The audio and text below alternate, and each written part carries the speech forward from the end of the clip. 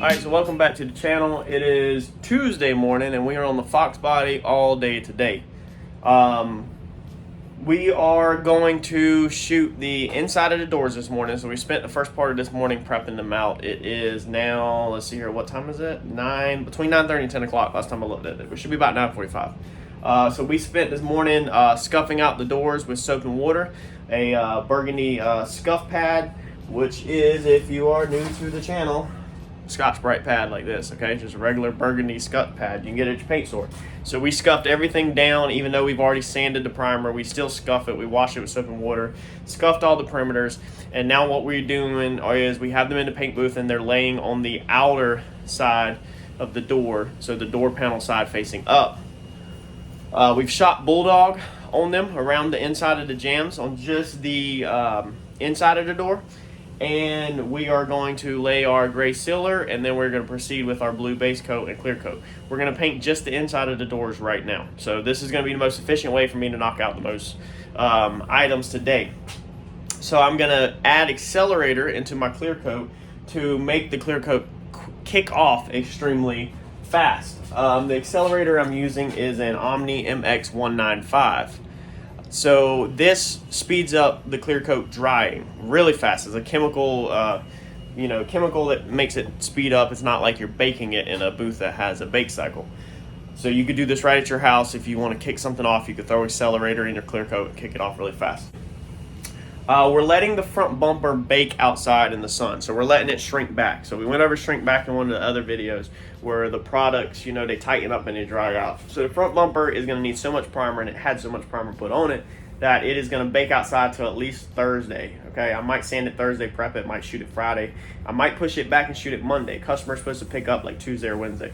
So I don't mind doing that at the last minute and just gambling it. If anything goes wrong, I'll just have to literally work around the clock, no sleep until it's done, right? But all I'll have is a front bumper, so I feel really confident about that. That's just the name of the game when you're on a schedule and you're rushing. If the customer was local, I would say, another week, but we don't need another week over just a bumper. So this will be perfectly fine. You just need to think smart and plan your stuff out so that everything has time to dry. So being we shot the bumper on Monday, if it sits in the sun until Thursday, it should have a pretty good amount of shrink back, and it should be done doing what it's going to do for the most part. So the VAP seal we're using, well, first off, in case you're new to the channel, Bulldog. We've used this 100 times on the channel, but some people are new, so this is just going to help the paint stick. So I put that inside my door jambs just in case I missed any tiny little spot, and it's never going to hurt to throw extra adhesion in there.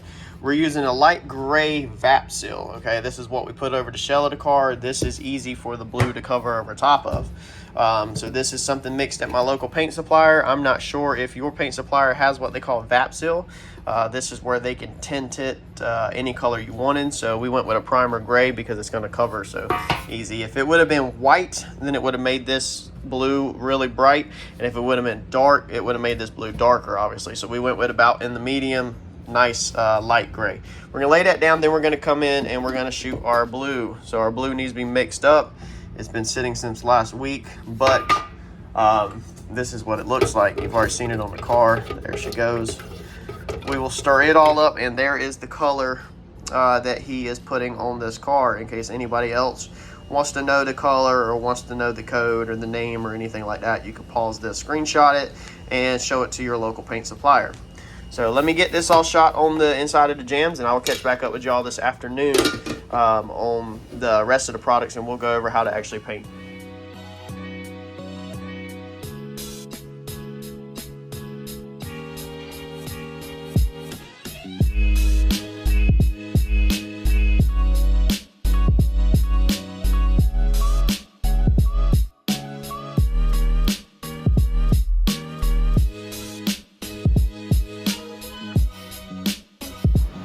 Phone number.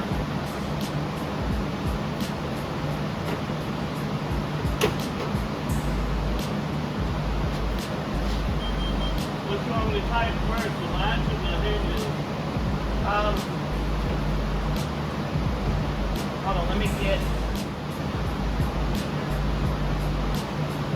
right in the slats, I guess, right there.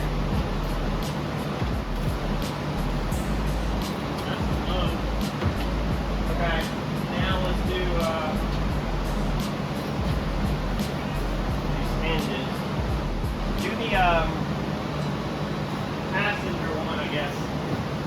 that right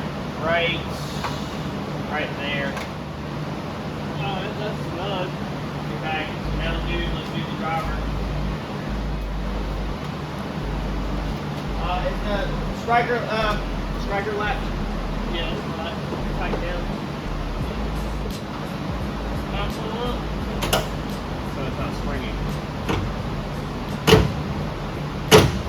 And not latch. That latch? Yeah, that's latch. See if it springs up. Open it.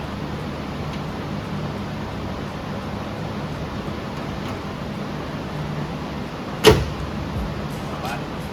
Yeah, because I'm turning this thing. It's like,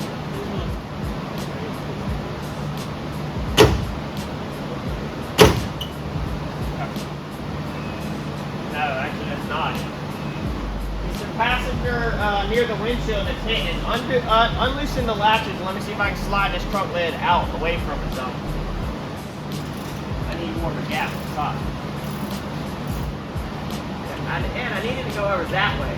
What does that mean? Maybe unloosen the latch? yeah. Okay. Do that right there, Ed. Alright, pop it.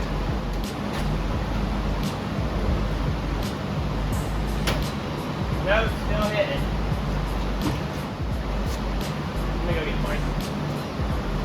I think I need to pop these arms that way. How far?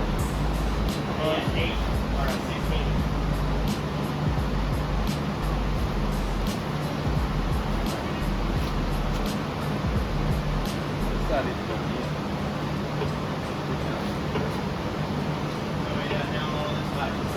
And that latch is sucking us over.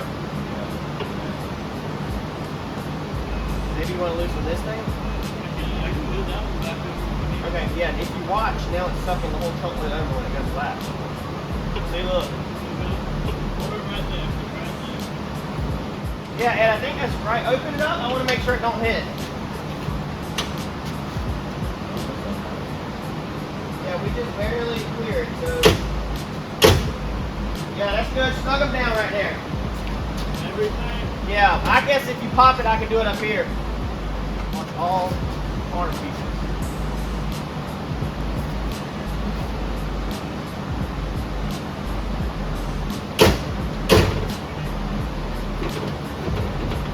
Yeah, I guess that's it. Pop it. So we got all that adjusted. Basically, when you're adjusting these trunk lid, deck lids, it's easier to have somebody in on the inside than trying to guess every single time. You got 3 different adjustment points that you have to get right. You got, this arm, then you got that arm, and then you got the striker, okay? The striker is gonna move left to right. So that's gonna pull the trunk lid left to right on, your gaps and stuff like that, which can also obviously affect up there. Now, sometimes you can also move this one. On this car, it only goes left to right. Some of the car goes up and down and left to right. This one down here, it seems like it went up and down. So he already had the height was pretty good. That had never been touched. What happened was this is the aftermarket deck lid. So he had switched this over to the deck lid. So that wasn't the factory location for it. It was just put on there the best as possible. And that was left in the factory location. So that worked out perfect where the gaps are the same left to right. Normally your gaps will be the same left to right unless the car was hit and you did a repair or something. But it's a little funky up front in the curves because the aftermarket deck lid don't truly match great to the quarter panels. And then also it doesn't help that these arms have been cut to clear the tubs. So I'm sure that rolls the arms are a little, I'm sure they're not perfect, like they would be from the factory. But your bolts right here, so you got 2 bolts and then the arm runs through them. So the deck lid can pivot like this, on that arm. It has so much room in there that it can pivot and either pick the front up or pick the, down, whatever. So you have to get, the up and down right and the left to right. And then if you messed with this, you'd also have to get back here, the up and down correct. But the way that I would do that is I would get my front set right on height and everything, and then I'd come back here and probably do that one last. But we got, at first when we had it where it was opening, basically when it was latched, it was right, but when it come unlatched, it kind of moved over this way. And then when it moved over that way, when it come unlatched, that was pushing the deck lid into the quarter up there, and eventually it's going to bust the paint and chip the paint. So you have to have it where when it comes up, it doesn't move left to right or anything like that. So you can't use your latch to suck over a deck lid to get it right. So that's why I had to call Mike to come out here, and we rock the arms. And that's pretty normal in collision. When we do collision, and sometimes you just rock the arms really hard to kind of bend them, you know, because we needed it to stay that way a little bit more than this way. When it got welded, I guess, you know, maybe it got warped, maybe it's not. I don't know the past story on it. I just tell you that you've seen live on camera that we had to kind of rock it that way to get everything to work right. But we got it now where when it comes down, you know, we're clear right there. We don't hit at all. So we don't got to worry about busting the paint or anything like that. Both sides are like that. And the only thing I don't like I said, all of them gaps, they look good, but then you can see up there, which that one looks pretty good, honestly.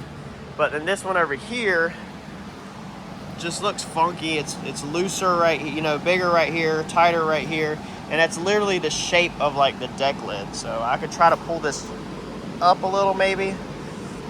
It's just like the shape. It couldn't possibly come that way, but our body line is pretty decently right. I mean, so you're dealing with a pretty sure aftermarket deck lid, so it's not, you can't get too picky on these.